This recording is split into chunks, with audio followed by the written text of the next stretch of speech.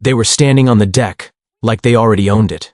Boots scraping against the boards I'd cut, sanded, and sealed with my own hands. One of them held a clipboard. The other scanned the cabin slowly, the way people do when they're deciding what to keep and what to tear down. The woman in front finally looked at me and said, "This structure is in violation. You'll need to vacate immediately." I didn't answer right away. 6 years. That's all I could think about. 6 years of weekends, 6 years of weather, 6 years of money I didn't have, and now someone I'd never met was telling me it didn't matter. She kept talking.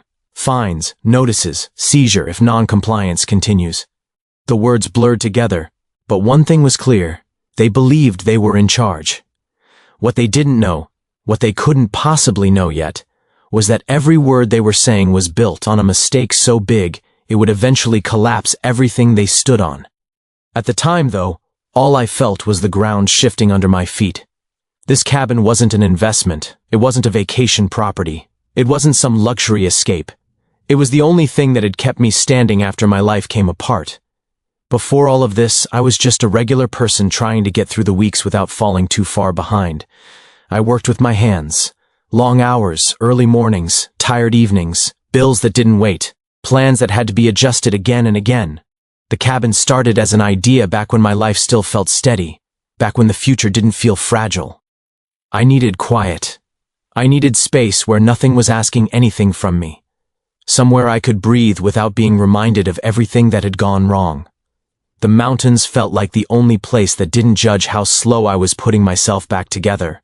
So when I found the land, I didn't hesitate the way I probably should have. It wasn't perfect, sloped, rocky, far from anything convenient, but it was quiet. And more importantly, I was told clearly and more than once that it was unrestricted. No HOA, no committees, no one telling you what kind of door you could install or when you could build. That mattered. I asked directly. I remember that part clearly because I asked more than once. No HOA? And every time the answer was the same. None. That word carried a lot of weight. It felt like freedom on paper. The paperwork looked clean. Nothing stood out as a warning. I read what I understood and trusted the rest. I wasn't trying to cut corners. I just didn't expect that buying land could turn into a long-term fight for survival. The first year I barely built anything. I cleared space, walked the property line over and over, learning the ground. Some mornings were quiet enough that I could hear my own breathing. Other days were nothing but wind and cold and the sound of tools hitting stone. I slept in my truck more than I'll admit, mostly because it was easier than driving back down. I worked slow, not because I wanted to, but because I had to. Every board represented another shift at work. Every nail felt like something I'd delayed buying somewhere else. When people hear 6 years, they imagine steady progress. What they don't see are the pauses, the months where nothing moves because life gets in the way. Year 2 is when the foundation finally felt real, when the place stopped being a dream and started being something that could stand on its own. I stood there one morning, before leaving for work, hands on my knees, staring at it like it might disappear if I looked away too long. That was the rhythm for years. Work, drive, build, repeat. Winters slowed everything down. Summers helped me catch up. Some weekends I made real progress. Others I just fixed what the weather had undone the week before. Neighbors were distant at first, a wave here, a nod there. Eventually they'd stop and talk, ask how long I'd been working on it, shake their heads when I told them. Some people admire commitment, others think it's foolish. I didn't mind either way. I wasn't building for them. By year 4 the walls were up, the shape was obvious, you could walk inside and feel what it was becoming. Light came in exactly where I'd hoped it would in the morning. The first time I sat inside during a storm and listened to the rain hit the roof, I stayed longer than I meant to. There were still setbacks. Money ran tight more than once. I sold things I didn't want to part with, took on extra work when I already felt exhausted. But the cabin was steady. It didn't rush me. It didn't demand explanations. By year 6, I was doing finishing work, the kind of work that makes a place feel lived in instead of just built. I was tired, but it was the good kind of tired, the kind that tells you you're almost there. That's when the letter came. It didn't look dramatic, just an envelope with official language and a return address I didn't recognize. I almost didn't open it right away. When I finally did, I had to read it twice because my brain kept rejecting the words, violation. Unauthorized structure.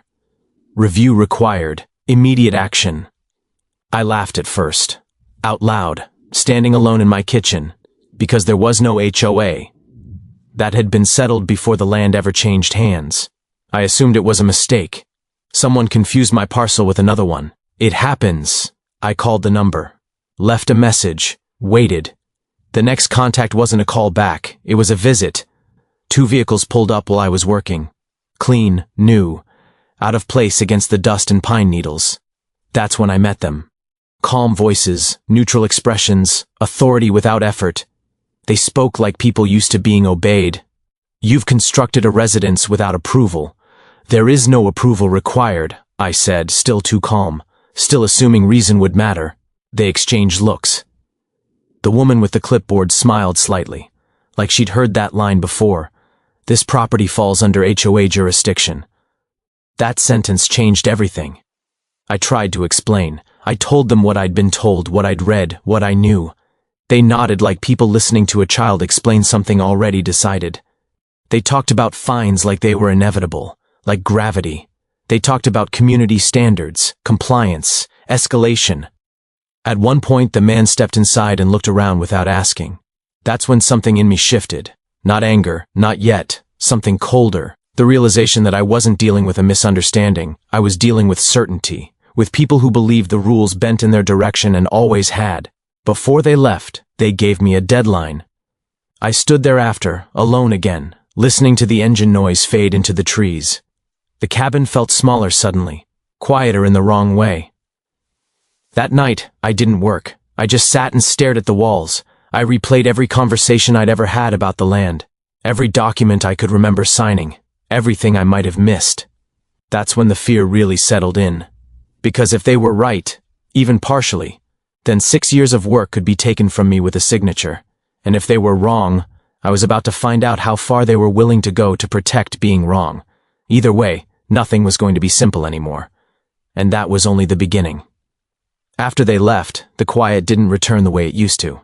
It felt heavier, like it was waiting for something. I told myself not to panic. People make mistakes. Systems get wires crossed. This would get cleared up once the right person looked at the right file. That optimism lasted about a week. The notices started coming faster. Different envelopes, firmer language, dates highlighted, amounts listed like they were already overdue. I called every number on every page. Sometimes I reached voicemail. Sometimes I reached someone polite who promised to look into it. No one ever sounded unsure. No one ever said, "That shouldn't have happened." Each conversation ended the same way. "The property is subject to association oversight." That sentence followed me everywhere. I tried to keep working on the cabin, but the rhythm was gone. Every sound made me tense. Every vehicle on the road slowed my focus. I caught myself watching the tree line more than the boards in my hands. The place that used to calm me was becoming something I had to defend. Meetings were scheduled, formal ones. I sat across tables from people who spoke in carefully practiced sentences. They referenced maps I'd never seen before, lines on paper that apparently mattered more than the ground I'd spent years walking. I asked how long the HOA had jurisdiction there. Answers shifted. Sometimes it was always, other times it was since expansion. No one ever gave a clean starting point. I wasn't treated like someone caught in a gray area. I was treated like someone already out of bounds. Fines accumulated quietly, monthly amounts that grew just enough to matter, just enough to apply pressure without sounding unreasonable. When I questioned them, I was told I could appeal. Appealing, it turned out, didn't pause anything. It just bought time they charged for. The worst part wasn't the money. It was the way people started looking at me. Word spreads faster in small places than facts ever do. I could feel it at the gas station, at the feed store. Conversation stopping just early enough. I became the problem build. The unapproved place up the road. No one said it to my face, but I didn't need them to. At one point, someone suggested I just comply. Might be easier, they said. But complying meant admitting I'd been wrong from the start. It meant accepting rules I had never agreed to. And worst of all, it meant tearing down something that had taken 6 years of my life. I asked for proof, not opinions, not interpretations. Actual documentation showing my land had ever been under their control. They said it existed. They said it was on record. But when I asked to see it, I was told it would be provided in due course. That phrase started to sound like a stall. Weeks passed. Pressure increased. I started sleeping badly, running numbers I couldn't solve, playing out scenarios where I lost. I hated how easily fear crept in, how quickly certainty eroded when authority spoke confidently enough. Then something small happened. Almost nothing. I was talking to a neighbor I'd known casually for years. Not close, but friendly. He asked how the cabin was coming along, then hesitated. Said he'd heard there was some kind of issue. I told him briefly what the HOA claimed. He frowned, not dramatically, just enough to notice. That's strange, he said. I asked why. He shrugged, said he remembered when the association expanded years back. He'd had to sign something. A vote, maybe. Some properties were included. Some weren't. He wasn't sure why. He just remembered it being specific. That one word stuck with me. Specific. After he left, I started thinking differently. I went back over the timeline in my head. The sale, the assurances, the paperwork. The one thing I kept coming back to was how confidently everyone had said no HOA. Not shrugged, not none that I know of, none. I pulled out everything I'd kept. Folders I hadn't opened since the purchase. Original plats, notes, the closing documents. Nothing mentioned an association, no easements, no requirements. Nothing tying my parcel to anyone else's authority. Maybe it was all elsewhere. Maybe buried in county records. Maybe something changed after I bought the land. The more I thought about it, the less their certainty made sense. If this had always been HOA land, why had no one contacted me for years? Why wait until the cabin was nearly finished? Why not stop me early, when the first shovel broke ground? That question bothered me more than anything else. I drove the area, slowly, looked at other properties, noticed things I hadn't before. Different fence lines, different rules being applied in ways that didn't quite line up. Some places with visible structures that didn't match the standards I was being quoted. Selective enforcement is a quiet thing. You don't notice it until you're the one selected. I stopped taking their calls and started gathering information instead. Not to fight, not yet. Just to understand. I went to the county office, asked questions carefully, framed everything as curiosity. The people there didn't argue with me. They just pointed, suggested records, old filings. That's when the idea of a survey came up. At first I dismissed it. I'd walked that land 100 times. Boundaries felt obvious. Markers were where they were supposed to be. But the more I read, the clearer one thing became. Jurisdiction depends on lines, not assumptions. I called a surveyor the next day. He didn't sound alarmed. He didn't sound interested either, just professional. Asked for the parcel number, date of purchase, access points, said he'd check availability. When he called back and gave me a date, I felt something I hadn't felt in weeks. Not confidence, relief. Like I was finally doing something instead of just reacting. The morning he arrived, I tried to act casual. Told myself this was routine, that it would either confirm what I already knew or give me something solid to work with. He unloaded equipment methodically. No rush, no commentary. At first, everything felt normal. Measurements, notes, quiet movement across the land. I watched from a distance, trying not to hover. Let him work. Then something changed. He stopped walking, just stood there looking down at his tablet, zoomed, scrolled, looked back at the ground, checked his reference points again. I told myself not to read into it. He moved farther down the property, took another set of measurements. This time he took longer than necessary. I approached then, asked if everything was okay. He didn't answer right away. Finally he said, "I need to double-check something." That was it, no explanation, no reassurance. He walked back to his truck and pulled out another set of documents, spread them over the hood, compared them carefully. The air felt different. Too still. "That's odd," he said quietly, more to himself than to me. I asked what was odd. He didn't respond immediately, just kept tracing lines on paper with his finger. "It'll make sense once I confirm it," he said finally. I wanted to press him, demand clarity, but I stopped myself. Years of dealing with systems had taught me one thing: let professionals finish before drawing conclusions. He finished the rest of the measurements without another word. Before he left, he told me he'd need a day or two to finalize everything. Again, professional. Measured. But something about the way he avoided eye contact told me this wasn't routine anymore. That night, I didn't sleep at all. Every possibility ran through my head. Best case, worst case, outcomes I hadn't considered yet. I replayed his silence again and again. Silence speaks louder than reassurance ever could. The call came the next afternoon. He asked if we could meet in person. That's when I knew, because people don't ask to meet in person when nothing changes. I drove out early, sat in the cabin and waited. Looked around at everything I'd built one last time without knowing what I was about to be told. When his truck pulled up, he didn't waste time unloading equipment. He walked straight toward me, documents in hand. And before he even spoke, I could tell this wasn't going to end the way the HOA expected. He didn't start by explaining anything. He handed me the papers first. Before I say this, he said, "I want you to see it yourself." The top page looked like every official document I'd seen over the past few weeks. Clean lines, measurements, a map that meant nothing until it suddenly meant everything. He pointed without touching the paper, like even that might disturb something fragile. "This is your property line," he said. Then he traced another line just to the side, and this is where the association believes theirs begins. They didn't match, not slightly, not in some hazy, arguable way.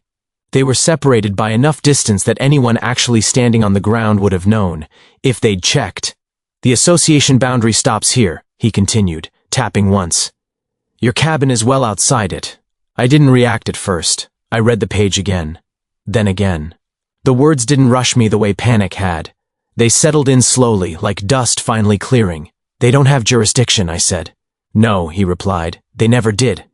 He explained how it happened. Years ago, when the association expanded, a batch of properties was pulled into the filing. Most were included correctly, a few weren't. On paper, lines had been generalized. Assumptions layered over assumptions. No one corrected them because no one had needed to. Until now. "They likely believed it," he said carefully. "But belief doesn't change legal boundaries." He gathered the papers back together neatly. "Once this is filed, there's no room for interpretation." I sat there for a long time after he left. Not celebrating, not angry, just breathing differently.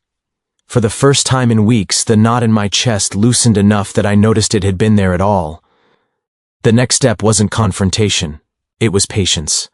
I filed everything properly. No shortcuts, no dramatics. I let the survey speak for itself. When the HOA contacted me again, their tone was the same as before. Firm, confident, certain. I told them I'd be happy to meet on the property. They arrived expecting compliance.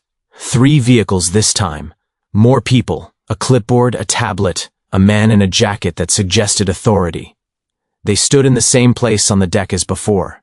Same posture, same sense of ownership. I didn't argue. I didn't interrupt. I let them say what they'd come to say. Deadlines, notices, final steps. When they finished, I handed over the survey. Just one copy, neatly clipped, no commentary.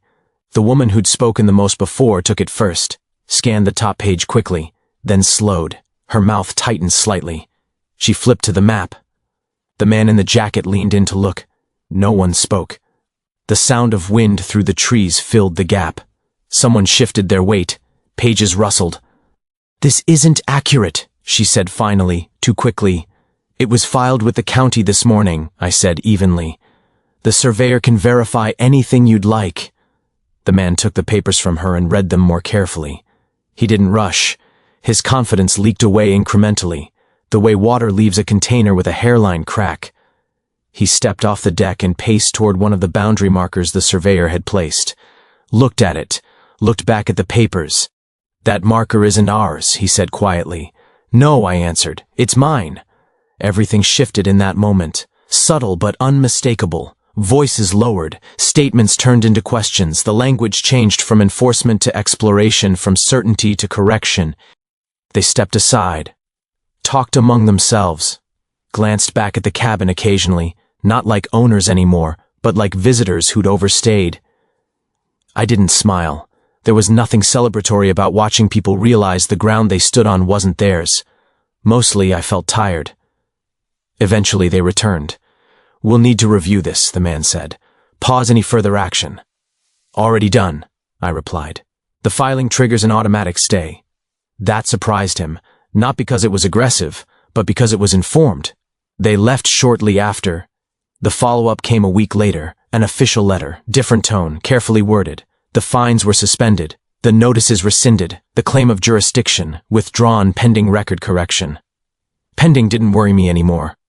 Another letter followed, then another. Apologies, wrapped in language that never quite says the word but doesn't need to. The association corrected its records publicly, quietly, no announcement, no embarrassment, just a modification filed where few people would ever look. Life slowed down after that. I went back to fixing small things around the cabin I'd ignored during the uncertainty, replacing trim, leveling a step. Normal problems again, the kind you solve with tools instead of paperwork. Neighbors were warmer, conversations easier. Some asked what happened. I gave short answers, facts, not drama. Most nodded with expressions that suggested the story confirmed what they'd already suspected. One afternoon, I sat on the deck as the sun dropped behind the trees. No paperwork on the table, no deadlines in my head. Just the sound of wind moving through the same space it had for years. 6 years of work, nearly undone by an assumption no one had bothered to verify. It changed the way I think about authority, about certainty, about how easily systems keep moving forward without checking whether they should. If there's one thing this taught me, it's that documents matter, but boundaries matter more. And no matter how confidently someone tells you where your limits are, it's worth knowing exactly where the line was drawn. I didn't win anything extraordinary. I didn't beat anyone. I just stood on ground that was mine and finally had the proof to show it. And in the end, that was enough.